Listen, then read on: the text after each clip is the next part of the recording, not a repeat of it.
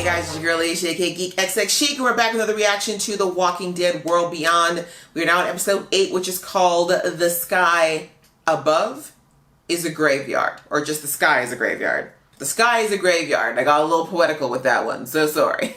Things are motoring right along here with our group. We saw in the last episode that everyone was taking a little bit of a mental break from the journey, getting a little drunk, playing a little game of truth or dare. And of course it stirred up a few emotions, particularly it seems like it riled up a little bit of the jealousy that Silas has been feeling watching Percy and Iris get closer and closer together. There's clearly an attraction there. And we saw a scene where Silas overheard Percy asking Iris out on a date, effectively. And Iris not saying no. And then, of course, at the end of the last episode, we saw that the uncle, whose name completely eludes me, I'm sorry, he died. Someone bludgeoned him to death, and Percy is nowhere to be found, and we saw that Silas was found not far from the scene of the crime with the murder weapon nearby or in his hands, I can't remember, his hands covered in blood, and he was drunk. Or we think he was drunk because there was a bottle near him. So it looks extremely incriminating for Silas. We already know that Silas has the penchant to snap when he gets angry. We got a murder mystery on our hands and very little in the way of evidence to help Silas out. So in this episode, we're clearly going to get into it and try to figure out what happened, and I'm anxious to do that. But before we do, if you've been here before and you like what you see, please go ahead and hit that subscribe button. That way you'll be notified when I do more reactions to this show as well as others that I do, like the original Walking Dead.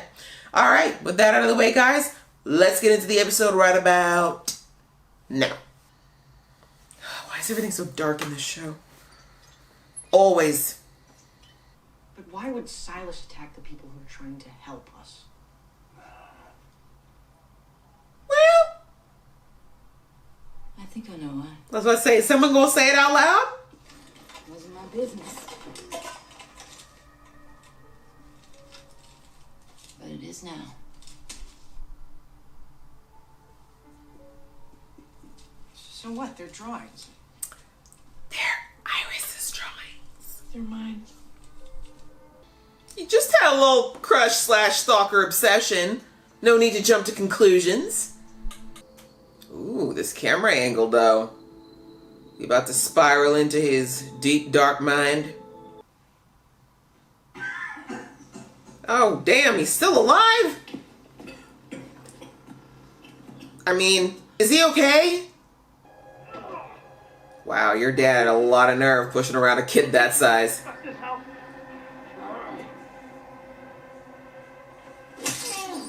That was definitely self-defense. Maybe not that part. But as they say, you can only kick a dog for so long before it'll finally turn on its owner. Maybe he saw that you were different with Percy. No, I wasn't. Girl. He wasn't. They were in his bag. We should put them back. Oh, Elton's so nice. You shouldn't come in here. It's not safe.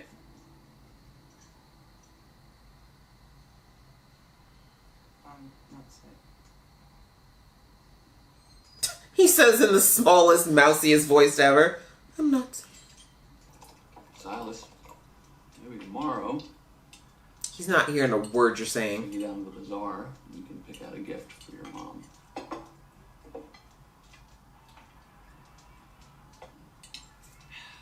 Didn't hear a word. That was excessive. A small tap on the hand would have been okay. Go answer the door, Silas.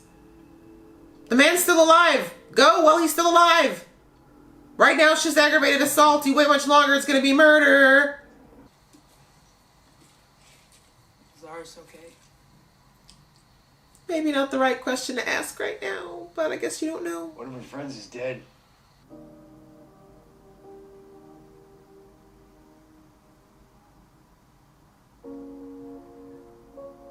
So after. It's the roughest part, you know, that people who are typically abusers aren't always jerks all the time. They can actually be really kind sometimes. I still have this feeling Silas didn't do it. Never know what someone's capable of. Speaking about yourself there, Hope, projecting a little bit on poor Silas. Make you a bad.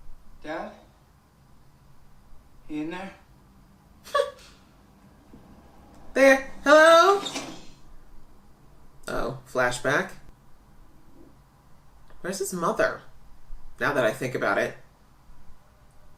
Wow, his dad had time to fully clean up during... That woman was only at the door for like 2 minutes. What the heck? But how would he have gotten upstairs if you were... I'm so confused.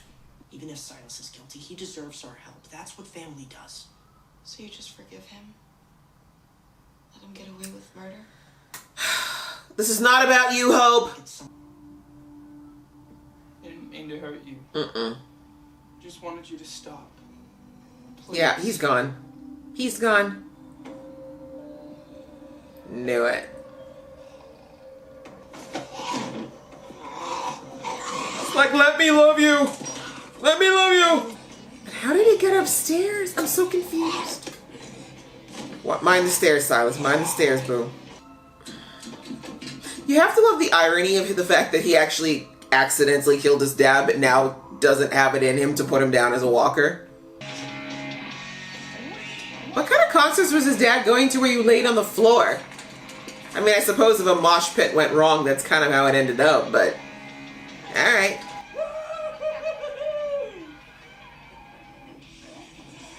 I know, sweetie, it wasn't all bad. It wasn't all bad.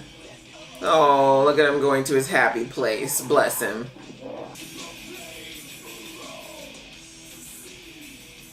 But what about his mom? Like, is she still alive? I'm so confused. Like, he just left his walker dad alone so his mom can come home to that unsuspecting? See? This is the downside of cassettes, kids. I know some of y'all are too young to remember, but then you have to rewind and hope that it didn't get stuck or worse, snap. Y'all don't even know. Hello? Faja?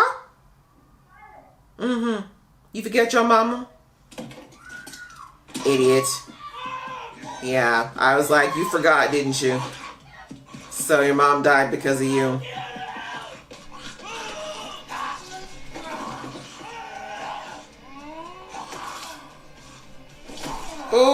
Oh, Silas. Oh, boo.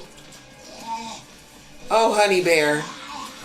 Okay, yeah, you definitely take the cake for having to kill a parent. I thought Carl had that award, but you have taken the absolute cake on that one. Oh, God. Okay, he's dead. All the way. Hi, Mom. I forgot to take out the chicken. Sorry. Oh, and Dad's dead. Wow, this walker be slow. And she can walk. Like, why doesn't she just get up? Their light carrying on across millions of miles of space after they're gone. It's a graveyard up there.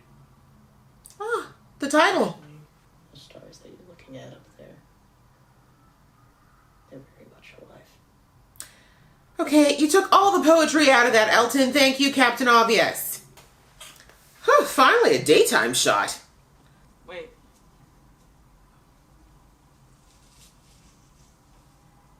I got free last night. Once.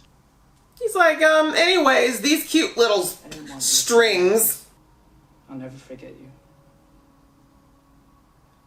Is that like a sweet way or like a stalkerish kind of way? I just need a little clarification. And then I think I'm supposed to find my mother and my sister too. Elton, I thought it was crazy. Don't tell him to make him stay. Still be out. I lied to you, Elton. This I is thought a I was protecting selfish move, Hope. Understandable. This is selfish. you. I can't keep looking for someone that's not there. It was your mom. Ox. There, sweetheart. I mean, I kind of needed you to know. Well, not needed you. I wanted you to know the truth, but not like that. Please just do me the favor of just wiping his guy. No, you're gonna walk around him? Okay. There you go. See how much easier it is if you clear? Maybe now you can find your balance between psychotic murderer and just being able to help everybody. Oh, ditching the music. This is a new start, finally. Seriously, what is the conditioner these kids are using? Their hair is amazing. Because there's no easier way. Isn't this where Huck was? This is where Huck was. Before she headed out, and the watch.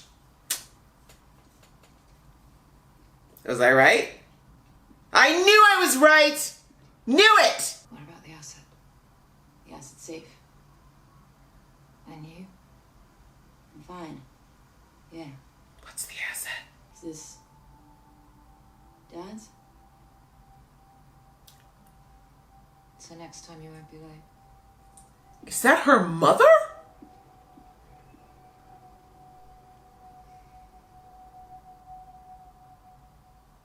Of course. Episode 1, she said that her daughter was in the military, but she lied and said she was working. Well, actually, she wasn't, because she was in the university while she was off in the promised land. It's her mother. Okay, more things make sense now. Well, that was episode 8, which was called The Sky is a Graveyard, and we got, once again, a literal reference to, I mean, what Iris said was true. There are millions of dead stars out there, and some of them, we are just seeing the remnants of their light. But beyond that, as Elton eloquently put, there's still lots and lots of life, and that we should always be looking towards the life and the brightness, not what was and the sadness. So yes, this episode was, as I predicted, it was Elton's story. We now know kind of what happened. We'd obviously seen bits and pieces in his flashbacks, and the murmurs and the little mutterings that people had, that we all knew that he'd committed some sort of violence and it involved his father, but they never went into how deep it was or how bad it was or what went down. But now we know that it wasn't that long ago, because I wasn't sure if this was something that happened to him years ago, because we heard him with all these recordings of his grandparents, so I thought maybe this was something that happened in the world before and he somehow ended up being with his grandparents and everything else within the wall, well, once everything fell. But no, it looks like this was just very recently, in the last few years. I think we all pretty much, at least I already gathered, that he clearly came from an abusive background, and his father was the abuser. He used to abuse his mother, and it looks like it then transferred to Silas. And the sad reality is, when you have a kid who's as big as Silas, bullies tend to go harder on people who are bigger, right? Because there is that fear, right? I think deep down his father probably knew that Silas had the power to hurt him badly. And that was probably why he got even more violent with him as he got bigger. In that last scene, like we saw, like what he did was not like a history. From what we've seen, I don't think Silas had the history of violent outbursts. It was really just him reaching a boiling point with his father, which it looks like it was, obviously it wasn't the first time his dad had been violent. He'd been violent with his mother. All of that was pent up. And in that penultimate moment where his dad was literally choking him, potentially to death, Silas snapped and he defended himself. I mean, he didn't need to kill him. Obviously, he wasn't thinking that it was going to result in his father's death. But there's also an adage that says that if you're with somebody who is assaulting you or trying to kill you and you get the upper hand, you probably don't want to wait to see if they're going to get back up, if you know what I'm saying. Like, it's kind of a defense it is a defense mechanism, right? To just make sure that the repercussions aren't going to come back tenfold. And so in Silas's case, I don't really think it was necessarily that he wanted to kill him, like I said, but I think that it was a combination, obviously, of the pent-up years of anger and abuse he'd suffered at his father's hands and watched his mother suffer, and also probably somewhat a bit of a fear of what his father would do if he managed to retaliate in that situation. So it's a very complex and messy situation, and it's just sad to see Silas keep saying things like, oh, I don't want to be like my dad, like I don't want to end up just like him. And there's that whole idea, the self-fulfilling prophecy, you know, that the more he says that, the more he's opening the door to actually put that into his subconscious, that he's like his father because he did this violent thing. But I think what really unfortunately cemented that seed in his head was the way that his mother looked at him when he had to, again, kill the Walker version of his father, which I got a little annoyed in the episode because I just kept thinking, Silas, if your mom's still alive, she has no idea your dad's dead. Like, you can't just leave him out there. Like, at least lure him into a room and lock him in there and then explain to her what happened. But I have to give him a break. He was clearly in shock. I mean, he didn't expect any of that to happen. So he was still processing the best way he knew how. And, you know, life just kind of came crashing in. So I'm glad his mother didn't die, though. I was oh, I was so afraid that maybe his father had ended up biting his mother, and then it would have been like the double whammy of guilt. But sadly, it looks like his mom is still out there somewhere, and she chose not to be with Silas. And I also empathize with the mother, because she probably just looked at Silas in that violent moment and just thought, oh my God, like he's just like his dad, or it's going to happen again. And I just, you know what I mean? She probably in that moment of seeing her husband was half relieved because she knew that that was going to be over, but then terrified because she might have thought that Silas was going to be just like him. So much to unpack there. We obviously didn't get into all of it, and maybe throughout the end of this season into next, we'll hear more about, like, you know, where he's going to sit with all of this. But it's understandable now why he has these outbursts. He clearly hasn't dealt with it. It doesn't look like they're doing a lot of therapy in the apocalypse. So he's got a lot of unresolved anger and guilt and pain that's around his past with his father, as well as the way that his father died. And unfortunately, it does come out whenever he's angry, right? It just kind of all goes into this cycle that he's been exposed to. But I don't know about Tony. He said that he did it, and I guess it makes sense if there's nobody else. But I'm just thinking, with the Percy part, this is why I don't think he did it, was because when it comes to the Percy side of things, Silas is the type that would beat someone to death, right? So Tony being there in a pool of blood, that is Silas. But the work of having to kill a second person and then drag their body all the way to the river, that is not Silas. Like, that goes beyond what we've seen Silas do. So I don't think he did it. I still am with Team Elton and Iris on this. I don't think he did it. I think he was set up, and I'm starting to think that it was Huck. Like, now that we know that she is a double agent, which is what I'm very smartly, astutely figured out a couple episodes ago, I have to think that she didn't like the idea of this, you know, this third party that she couldn't control, that she doesn't know, that she doesn't understand. I think she might have thought of them as wild cards, but she could not think of any other way to get rid of them. I also think she potentially was worried about Elton, and it's just occurring to me now that, because I thought at first, okay, during the episode I was thinking, okay, so she's the double agent and she killed Tony and then got rid of Percy. I don't think she killed Percy, though. For some reason, I think she might have just knocked Percy out and taken him someplace, and maybe the Republic took him. But I'm like, why would she leave it so that Elton was accused, right? Because they could have just left it and, you know, made it look like anybody could have done it. But getting rid of Elton's pretty much the only person she's scared of, right? Because she can manipulate Felix, the kids trust her, but Elton was the wild card, and Elton is clearly, like she said to Felix, like he outweighs her, he's taller than her. If it came to hand-to-hand combat, he could probably snap her in half. So I think she might have wanted to get rid of Silas because Silas would be a problem. Interesting times. Now that we do know, we are confirmed that Huck is working for the Civic Republic. We need to know what the asset is. Asset usually refers to one thing. I don't think it's Felix. I'm thinking it's either one or both of the girls. But we really didn't have anything else happen in this episode, to be honest. Once again, pacing was a bit slow, all around character development. So hopefully we'll start to see, now that we've seen all of the backstories. Yeah, we've seen all the backstories now. So I feel like we're to the point now where we can start to see what's going on with the Civic Republic, what's going on with their dad, and starting to wrap up that part of the story. And I'm very much looking forward to that. So I hope you enjoyed watching along with me, guys. If you did, please go ahead and hit that like button. If you want to see more from this geeky face, please click subscribe. Until next time, see ya!